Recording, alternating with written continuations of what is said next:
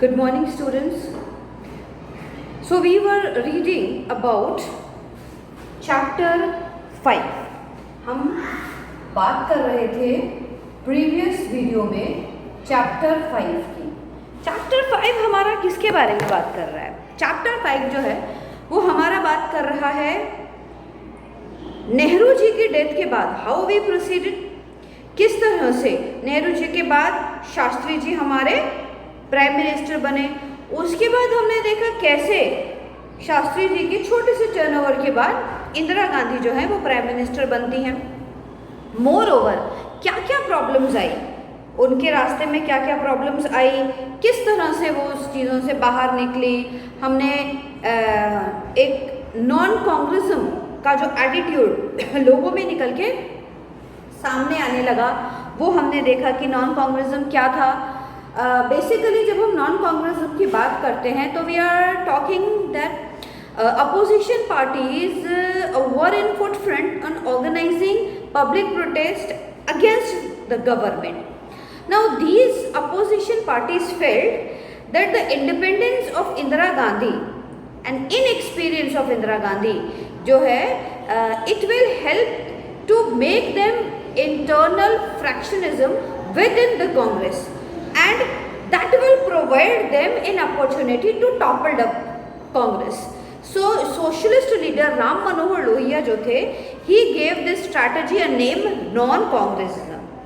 Electoral वर्कडे की जब हम बात करते हैं तो हम देखते हैं कि the fourth general election to the Lok Sabha and state assemblies were held in 1967.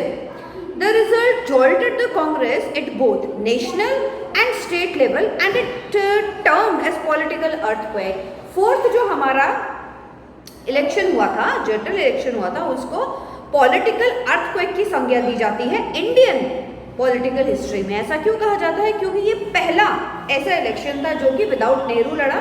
Congress ने बहुत सारे प्रॉब्लम्स से कांग्रेस गुजर रही थी, ना खाली इंटरनली बट एक्सटर्नली. हम देखें ये जो डेंजरस डिकेड था हमारा 60 से 70 के बीच का, इस डेंजरस डिकेड में हमने 3 साल का सूखा बर्दाश्त किया, 2 लड़ाइयाँ, 2 प्राइम मिनिस्टर हमने खोए. तो बहुत ज़्यादा कॉम्प्लिकेटेड सिचुएशंस के बाद हमारा फोर्थ जनरल इलेक्शन होता है. इसीलिए इसको हम क्या कहते हैं?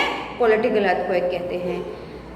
A very new thing has been started from fourth general election. बहुत ही नई चीज शुरू होती है.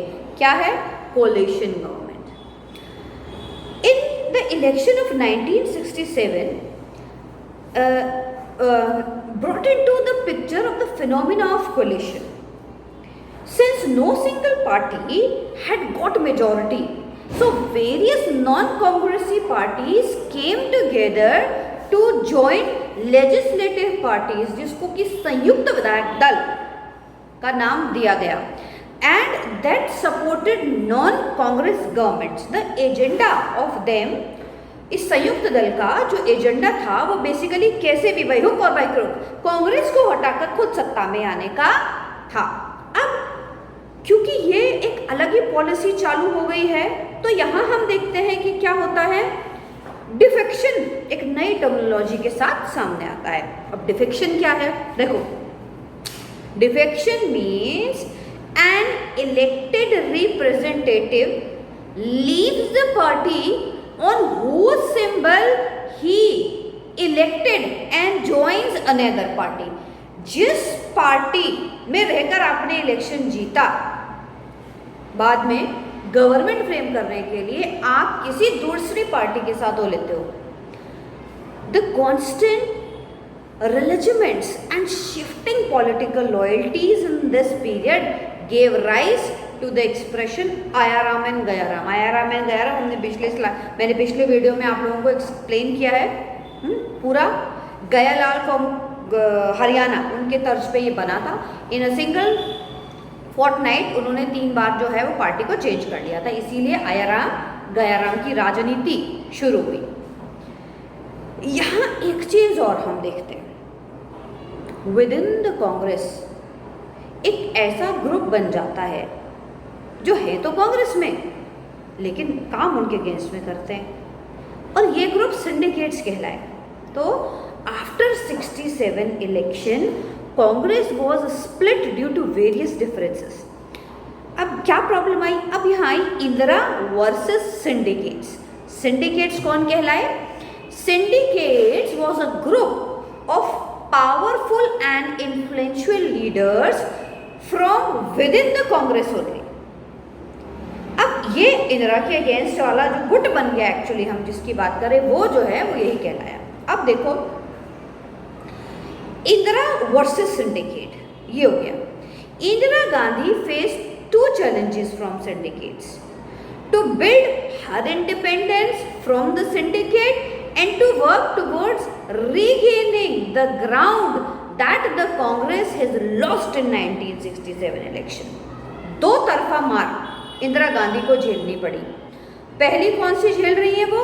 पहली वो झेल रही है विद इन द पार्टी, जो नेता अलग हो रहे हैं, सिंडिकेट्स फॉर्म हो रहे हैं। दूसरा, जो सारी प्रॉब्लम्स की वजह से जो जनाधार है पार्टी का वो खत्म हो गया है, उसको कैसे रीगेन करना है। ये दोनों प्रॉब्लम जो है वो इंदिरा फेस कर रही हैं। अब ऐसे में हम देखते हैं इलेक्शन आ जाते हैं प्रेसिडेंट के 1969 में। जाकिर हुसैन जो हमारे प्रेसिडेंट थे उनकी डेथ हो जाती है 1969 में और इलेक्शंस आ जाते हैं। यहाँ पर इंदिरा वर्सेस सिंडिकेट क्लियर हो जाता है। कैसे?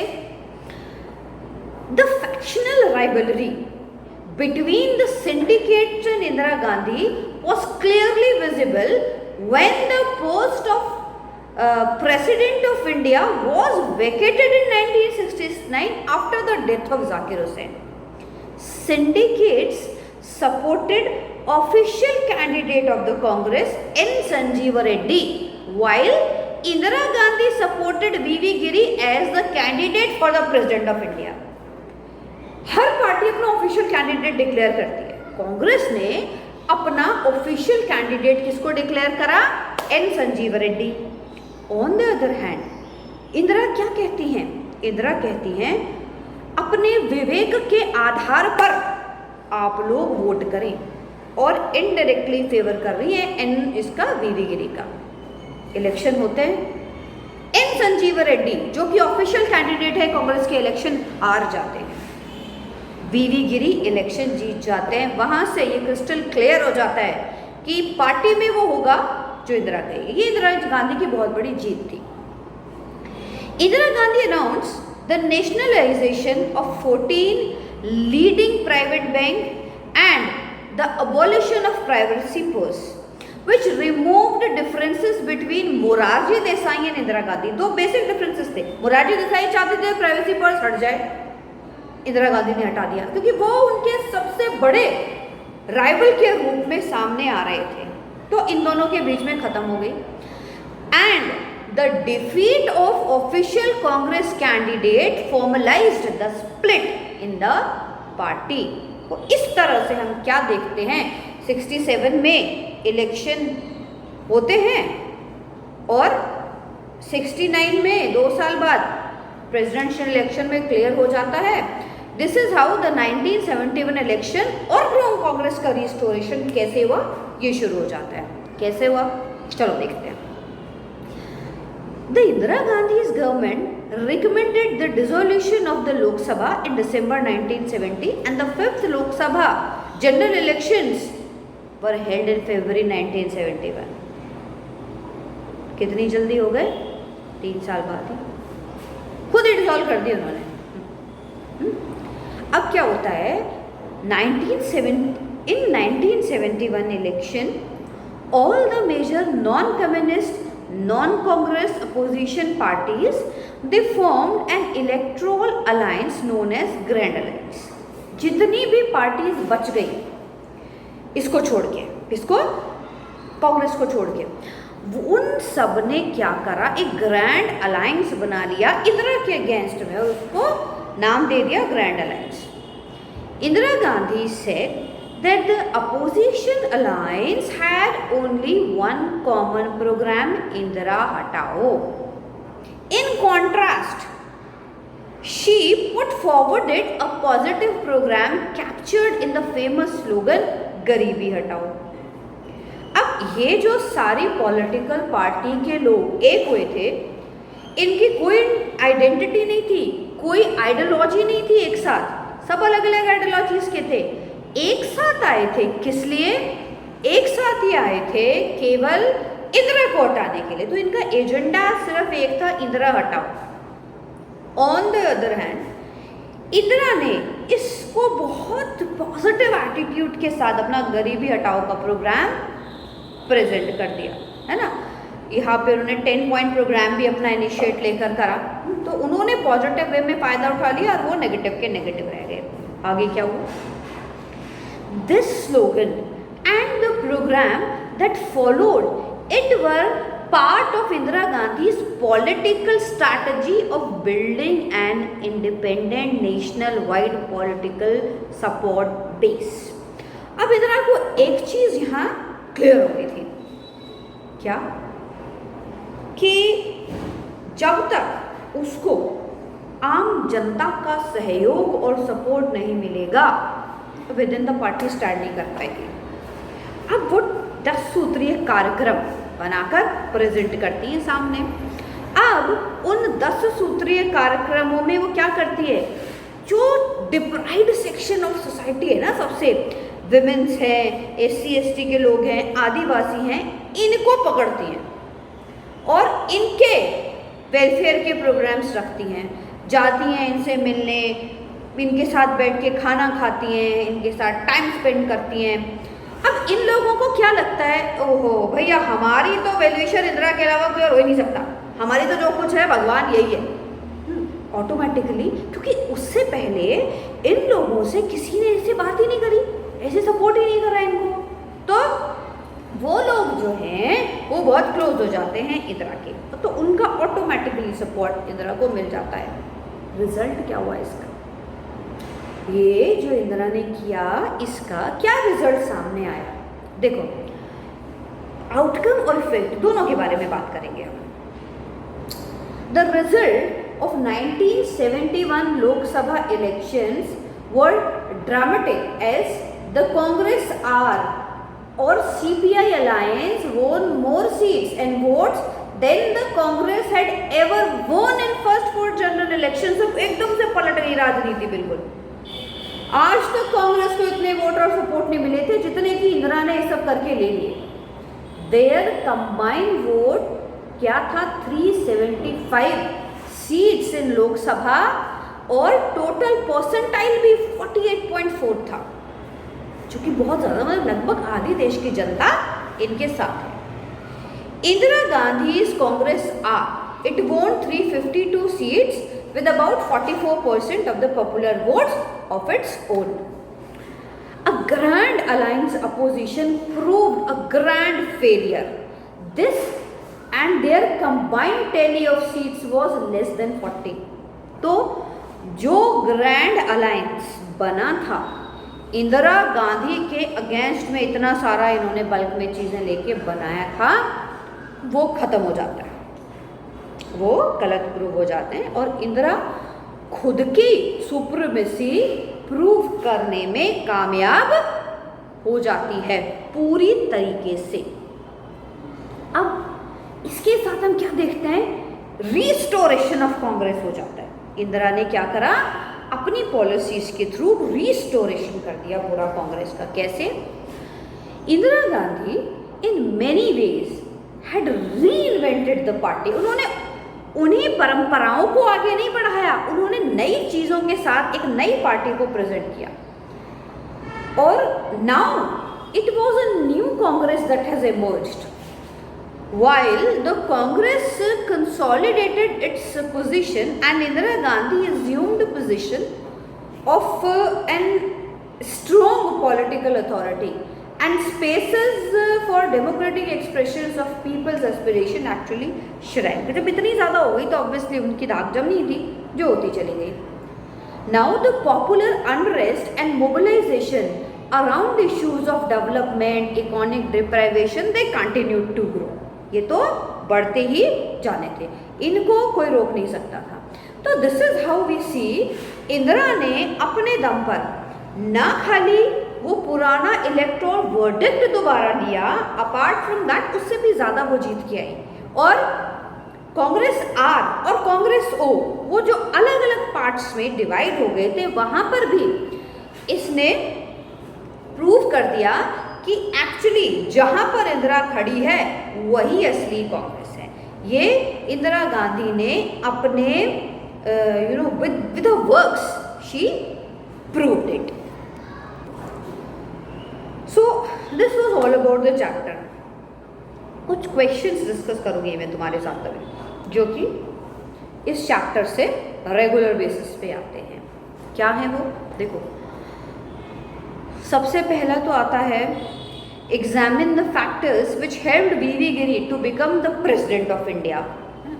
ये कई बार आ चुका है ये क्वेश्चन, तो हम क्या है पॉइंट्स में आंसर करेंगे इनका। अब वो पॉइंट सीरीज आपको बहुत ध्यान से देखनी है। देखो हम कैसे बिगिन करेंगे answer. The factors which supported VV. Giri to become the president of India were. पहला पॉइंट क्या देंगे हम, death of Zakir Hussain let the post of president vacant. The syndicates nominated the then Lok Sabha Speaker N. Sanjeeva Reddy as official candidate of Congress for President's post even after Indira Gandhi's reluctance. Indira Gandhi खुश नहीं थी हालांकि इस चीज़ से, लेकिन फिर भी सबके सामने उन्होंने भी चाल खेली अपनी, वो झुक गई। आगे क्या होता है, in order to answer them she encouraged V V. Giri the then vice president to file nomination as an independent candidate. अब देखो कांग्रेस जो है वो उस वक्त बहुत स्ट्रॉन्ग पार्टी थी, तो ऐसा नहीं है कि कांग्रेस के ऑफिशियल कैंडिडेट के सामने ऐसे ही कोई खड़ा हो जाएगा या ऐसा हो जाएगा, ये पॉसिबल नहीं है। अब वी.वी. गिरी को उकसाने में इंदिरा का बहुत बड़ा हाथ रहा। At the same time she announced several new and big policies like nationalisation of voting, leading private banks, abolition of privacy purse. इससे Morarji Desai, the then finance minister and deputy prime minister, disagreed with Indira and left the party. छोड़ के चले गए वो party. अब क्या होता है, देन कांग्रेस प्रेसिडेंट एन नीलंजना गप्पा asked all the Congress MPs and MLAs to support Sanjeeva Reddy, the official candidate who has been declared from Congress side. उनको तो ये करना ही था। अब क्या होता है, a special meeting of AICC was to be held by Indira Gandhi's supporters, but this was refused. So Indira Gandhi was silently supporting V.V. Giri. She openly announced for a conscious vote, कि आपकी inner conscious जो allow करती है आप उसको vote कर दो, ऐसा उन्होंने बोल दिया। रिजल्ट अनाउंस हुआ तो देखते हैं कि वी.वी. गिरी जो है वो जीत गए और कांग्रेस पार्टी को ऑफिशियल कैंडिडेट हार गया। और ये पहली बार हुआ था, एक ही बार हुआ है इंडियन पॉलिटिकल हिस्ट्री में। और यहाँ से क्या होता है, split of Congress was formalised. मतलब लोगों के सामने ये चीज़ खुल के आ जाती है। ठीक है, तो ये सारे फैक्टर्स ने हेल्प किया वी.वी. गिरी को जीतने के लिए। अब एक और इम्पोर्टेंट क्वेश्चन बनता है 6 नंबर के हिसाब से, वो बनता है एग्जामिन फ्यू फैक्टर्स या main factors responsible for the rise and fall of Congress parties dominance in India. भाई 4 जनरल इलेक्शन में वही थे, इनिशियली बिगिनिंग में वही थे, है ना। तो कौन से फैक्टर्स थे जो इसके लिए रिस्पॉन्सिबल रहे, क्या क्या रीजंस थे जो इसके लिए रिस्पॉन्सिबल रहे। देखो, the main factors responsible for the rise of Congress parties dominance की बात करते हैं। पहले वो थे कि the Congress had इनहर्टेड the legacy of national movement. Congress के जो कैंडिडेट थे वे लोग उनको देखते ही नहीं थे कैंडिडेट्स की तरह। उनके लिए तो फ्रीडम फाइटर्स थे जिन्होंने इंडिया को उनका फ्रीडम मूवमेंट जता के दिया है। It was the only party to have an organisation spread all over the country. वो इतने ऑर्गेनाइज्ड थे कि किसी तरह की कोई भी प्रॉब्लम आती ही नहीं थी। उनको पता था कोई पार्टी को सोचती थी उससे पहले तो वो एजेंडा प्रेजेंट कर देते थे। सेकेंड फैक्टर डोमिनेंस का जो रहा तो दूसरा जो सबसे इम्पोर्टेंट फैक्टर रहा वो रहा कि Congress also had the most popular and charismatic leaders, जैसे जवाहरलाल नेहरू हो गए, शास्त्री जी हो गए, इंदिरा गांधी, जिन्होंने डोमिनेट किया आगे इंडियन पॉलिटिक्स को। तो लोग जो हैं वो उन लोगों को एज अ पॉलिटिकल लीडर नहीं देखा करते थे, लोग उनको अपने रिप्रेजेंटेटिव के रूप में ही देखा करते थे। तो इन चीज़ों की वजह से कांग्रेस का जो डोमिनेंस है वो हमको देखने को मिलता है। आगे जब हम चलते हैं तो व्हाट वी फाउंड इज कि what were the main factors responsible for the fall of Congress party dominance. अब ये तो क्या थे, ये जो दो रीजंस थे ये तो उनके डोमिनेंस के रीजंस थे। अब क्यों फेल हुआ, उनका डोमिनेंस क्यों फेल हुआ वो देखते हैं।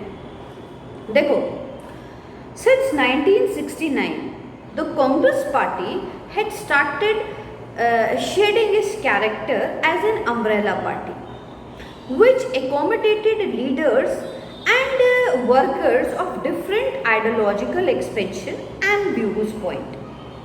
The Congress Party now identified itself with a particular ideology, claiming to be the only socialist and pro-poor party. Thus, with the early 1970s, the Congress political success depended on attracting people on the basis of sharp social and ideological division and the appeal of one leader, Indira Gandhi. Initially हम देखते हैं कांग्रेस जो है वो किस चीज़ के लिए जानी जाती थी। कांग्रेस जानी जाती थी अपने आइडियोलॉजिकल कोलिशन के लिए। आइडियोलॉजिकल कोलिशन से यहाँ क्या मतलब था कि हर किस्म के लोगों का प्रेजेंस होगा, farmer, industrialist and many more. लेकिन ग्रेजुअली ये सारी चीज़ें ख़त्म होती चली जा रही हैं। इंदिरा गांधी के आते ही कांग्रेस में क्या होने लगा, उनको लगने लगा कि जो डिप्राइव्ड सेक्शन ऑफ सोसाइटी है उनका रिप्रेजेंटेशन हम करें तो हम पॉलिटिक्स में ज़्यादा अच्छे से स्टेबल रह पाएंगे। और ऐसे करके इन्होंने अपनी सारी आइडियोलॉजिकल इम्पोर्टेंस को ख़त्म कर दिया। तो ये एक रीज़न रहा इनके फेलियर का। With the change in the nature of Congress party, other opposition parties relied more and more on what is known in Indian politics and non-congressism.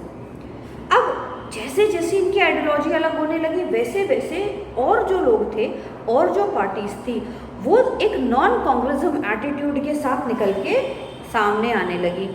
They also relied the need to avoid division of non Congress votes in the election. अब उनको ये भी लगने लगा कि मतलब ज़्यादा मत एक साथ मिल जाओ, नॉन कांग्रेस एटीट्यूड वाले लोग एक साथ मिल जाओ जिससे कि डिवीज़न ना हो वोट्स का और हम कांग्रेस से ज़्यादा वोट ले जाएं। This factor played a major role in the election of 1977। अभी पढ़ेंगे हम आगे। 1977 के इलेक्शन में सबसे बड़ा रोल इस चीज़ ने प्ले किया था।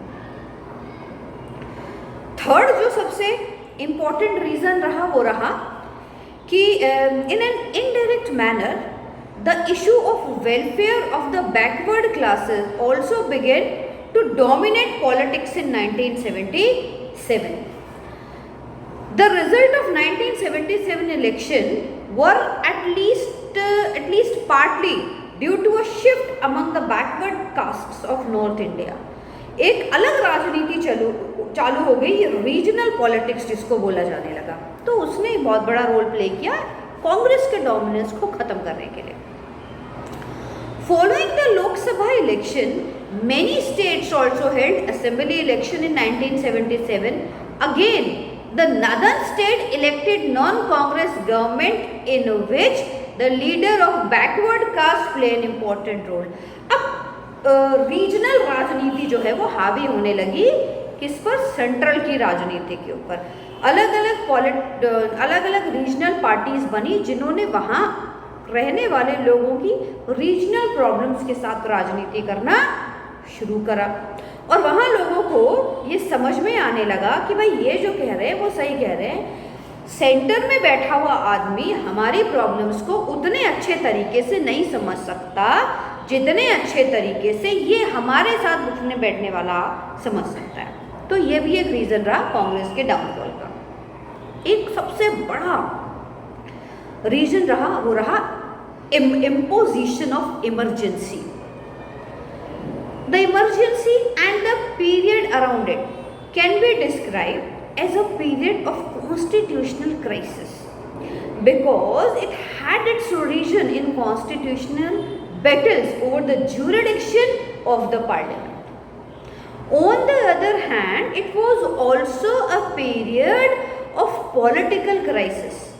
It was one of the prominent case for the failure of Congress party dominance. बहुत बड़ा रीज़न जो है वो ये बनता है कांग्रेस पार्टी की फेलियर का।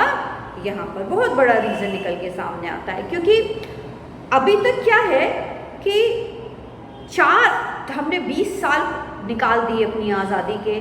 अभी जो पुराने लीडर्स थे वो ख़त्म होते जा रहे हैं, नए लीडर्स इमर्ज हो रहे हैं। नए लीडर्स इमर्ज हो रहे हैं तो उनका सोचने और समझने का जो तरीका है वो उनसे बहुत ज़्यादा डिफरेंट है। तो ये सारी चीज़ें जो हैं ये पॉलिटिक्स में अपनी एक खास पैठ बनाने लगती हैं। इसके बाद हम देखते हैं कि इतने सारी प्रॉब्लम्स के बाद कोई कुछ पॉइंट्स ऐसे हम डिस्कस करेंगे या कुछ कौन सी वो स्टेप्स थी that were taken for the restoration of dominance of the Congress party after 1971 election, कि इंदिरा गांधी ने वो कौन कौन से लिए। ये 4 बार आ चुका है बोर्ड एग्जाम में, ध्यान से पढ़ेंगे इस क्वेश्चन को।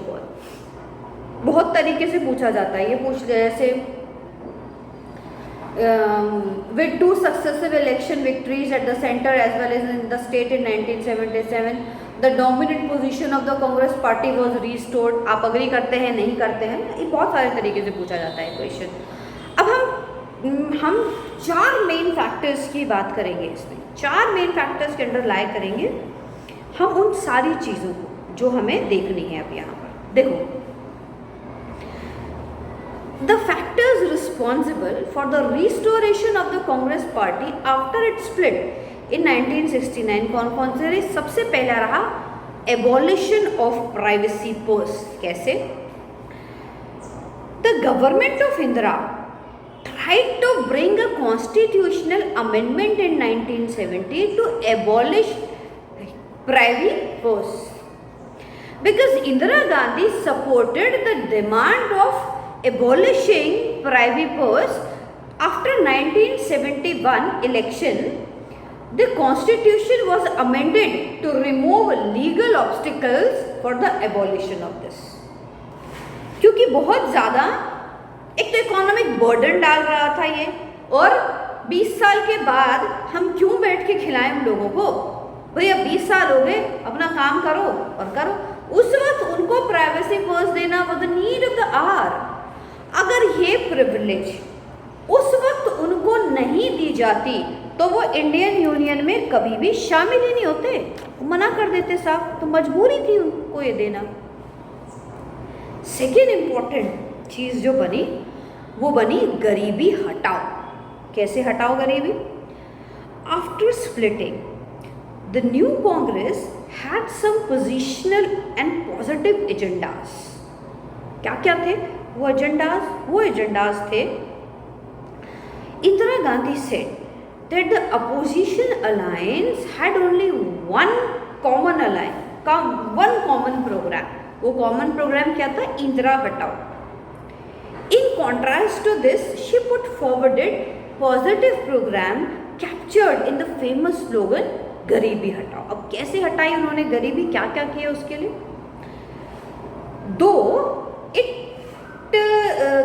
Throughout it, she tried to generate a support base among the disadvantaged, especially among the landless laborers, Dalits, Adivasis, minorities, women and the unemployed youth. इनको अपनी तरफ करा इंदिरा गांधी ने। The slogan "Garibi Hatao" gave her a strong, independent, national-wide political support with the help of these deprived people, जिन पर ध्यान ही नहीं आज तक गया किसी का। इंदिरा गांधी ने उनका ध्यान जो है वो आकर्षित कर लिया अपनी तरफ। थर्ड जो इम्पोर्टेंट चीज रही वो रही मेजर पॉलिसी इनिशिएटिव। बहुत सारी पॉलिसीज चेंज की इंदिरा गांधी ने।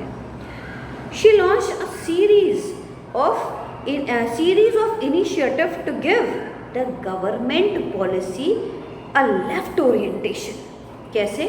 She got the Congress Working Committee to adopt a 10-point program, 10 सूत्रीय कार्यक्रम। बहुत नाम हुआ था इसका।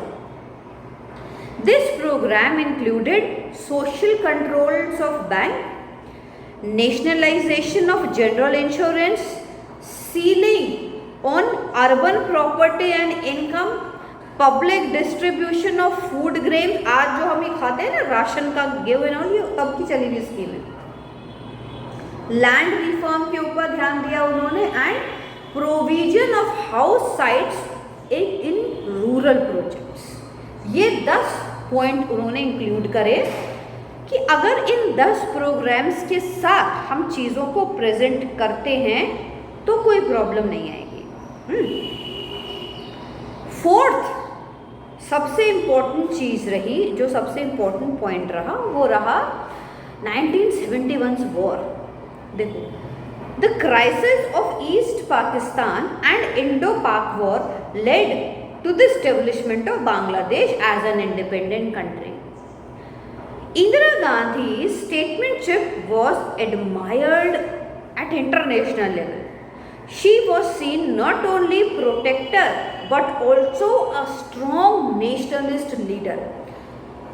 रातों रात बांग्लादेश को एक इंडिपेंडेंट कंट्री का दर्जा दिलाकर इंदिरा ने इंटरनेशनल लेवल पर अपनी दाद जमाई। बहुत स्ट्रांग पर्सनालिटी के रूप में उनका जो व्यक्तित्व है वो निकल के सामने आया और बहुत स्ट्रांग पॉलिटिकल लीडर के रूप में वो न खाली इंडिया में बल्कि थ्रू आउट द वर्ल्ड अपनी प्रेजेंस को रख पाई, अपनी प्रेजेंस जमा पाई। तो इस तरह से इंदिरा गांधी जो है वो काबिज हो पाई इंटरनेशनल पॉलिटिक्स के ऊपर भी। एक और क्वेश्चन लेते हैं, चलो आप हम ये क्वेश्चन लेंगे, exist any 3 challenges that the Congress party had to face during the period of 1964 to 1971। हम 3 मेजर चैलेंजेस की बात करेंगे इसके अंदर, ठीक है। वो 3 मेजर चैलेंजेस क्या क्या रहे?